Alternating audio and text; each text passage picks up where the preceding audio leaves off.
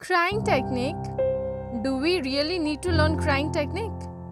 After all, crying is our first form of communications. But what if you are challenged to produce real tears within the next 60 seconds? Could you do it? And why we need to learn crying technique? Because whether you are an actor or not, knowing how to cry on the spot can be a very useful skill to sell a convincing sub story. And have you ever wondered how actors cry real tears on camera?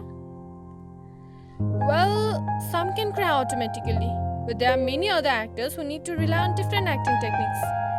And even some actors use glycerin to make them tear. But those methods require cuts and pauses in between shots, and moreover, in my opinion, that do not look real. So here, I'm going to share you 3 simple techniques to have real tears and easily cry in the spot.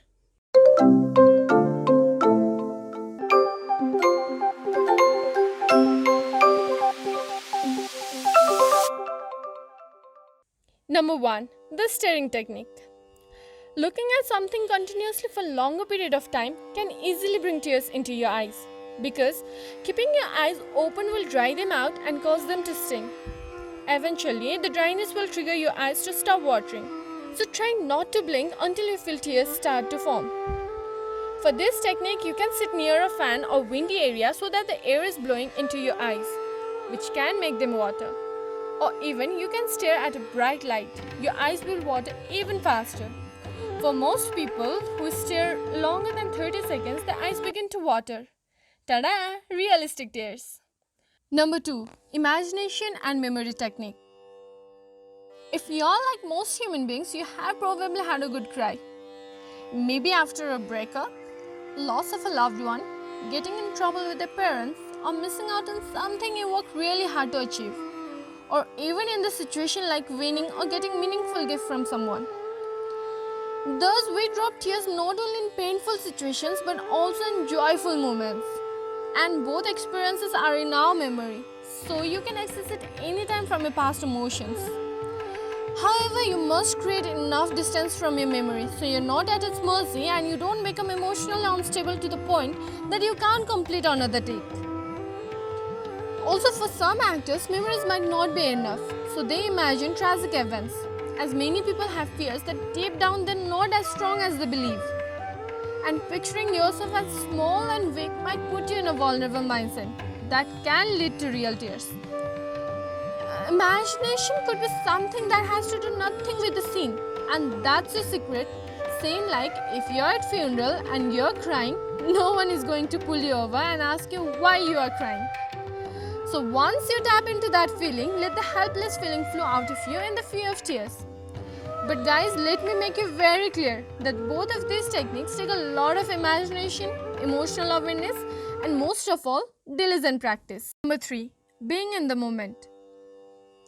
When an actor is completely engrossed in the script, they are so focused on what the character is going through that the tears are produced out of pure empathy with the character situations.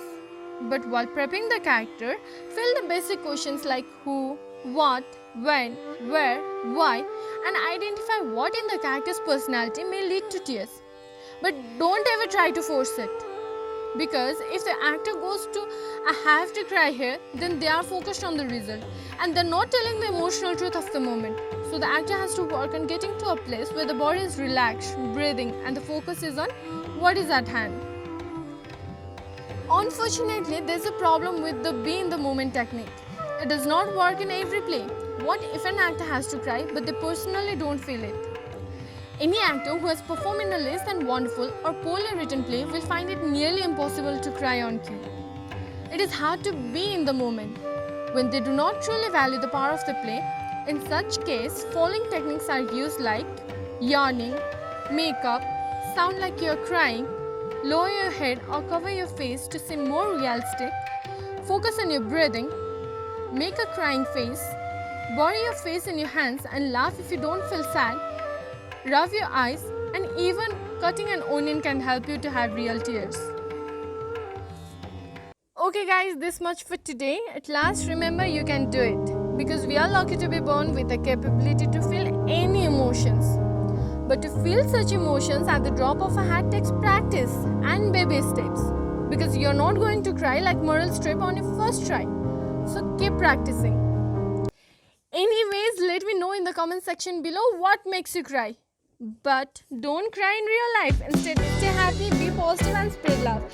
Thanks for watching this video. Tata!